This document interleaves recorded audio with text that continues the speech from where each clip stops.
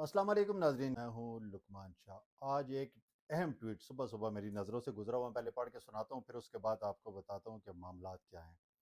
یہ جی P T I کے secretary general صاحب ہیں سلمان اکرم راجہ صاحب، ان کا ٹویٹ ہے۔ انہوں نے کہا ہے کہ عمران خان صاحب کی ہدایت بذریعہ سلمان صفدر صاحب یہ ہے کہ تمام سیاسی معاملات اچکزئی صاحب اور علامہ ناصر صاحب کی رہنمائی میں طے کیے جائیں گے۔ خان صاحب نے دونوں رہنماؤں کی فکر کی پختگی پر اپنے اعتماد کو دہرایا ہے۔ اس کے برعکس ہر افواہ جھوٹ ہے۔ سہیل افریدی کو فی الحال کے پی کے میں جلسے کرنے کی ہدایت جاری کی ہیں۔ یہ عمران خان صاحب کی طرف سے ہدایات آئی ہیں جو سہیل افریدی صاحب کو ملی ہیں۔ اچھا، اس کا پس منظر کیا ہے؟ آپ کو جیسا کہ معلوم ہے کہ 9 اپریل کو سہیل افریدی صاحب نے لیاقت باغ جلسہ کرنے کا اعلان کیا، اور اس جلسے کے حوالے سے انہوں نے پارٹی کے کسی سینئر رہنما کو اعتماد میں نہیں دیا۔ بیرسٹر گور صاحب پر بھی اعتماد ان کا نہیں تھا، ان سے بھی بات نہیں کی۔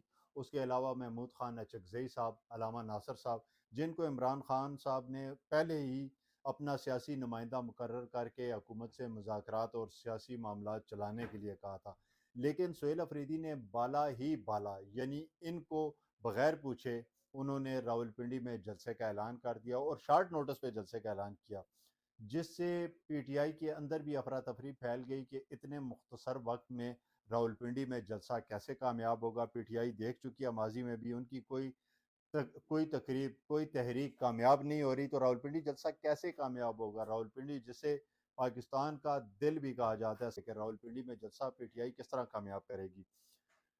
جب محمود خان اچکزئی سے اس حوالے سے پوچھا گیا کہ آپ راولپنڈی جلسے میں شرکت کریں گے، تو انہوں نے صاف انکار کر دیا تھا۔ انہوں نے کہا تھا کہ ہم سے اس جلسے کے بارے میں مشاورت نہیں ہوئی، اس لیے ہم یعنی تحریک تحفظ آئین پاکستان اس جلسے میں شرکت نہیں کرے گی۔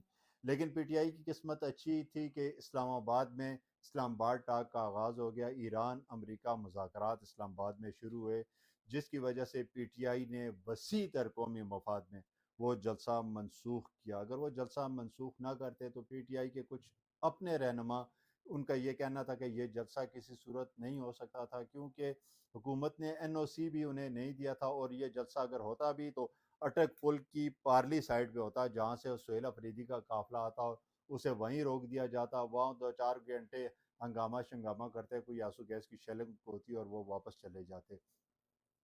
اصل معاملہ یہ ہے کہ سہیل افریدی نے پوری پی ٹی آئی کو اپنے ہاتھ میں لے لیا تھا۔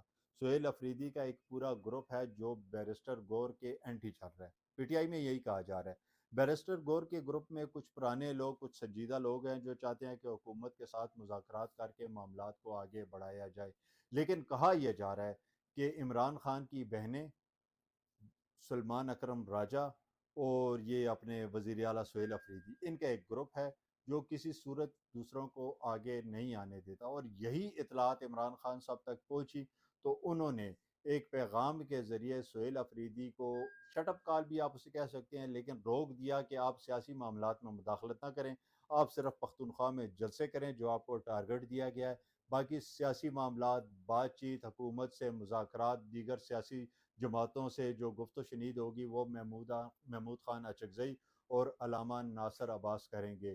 یہ اب میرے پاس آج کی اہم خبر ہے کہ پی ٹی آئی کی مرکزی قیادت یعنی عمران خان نے سہیل افریدی کو سیاسی معاملات میں ٹانگ اڑانے سے روک دیا، اور ان کا کردار صرف پختونخوا تک محدود کر دیا گیا کہ آپ وہی جلسے کریں۔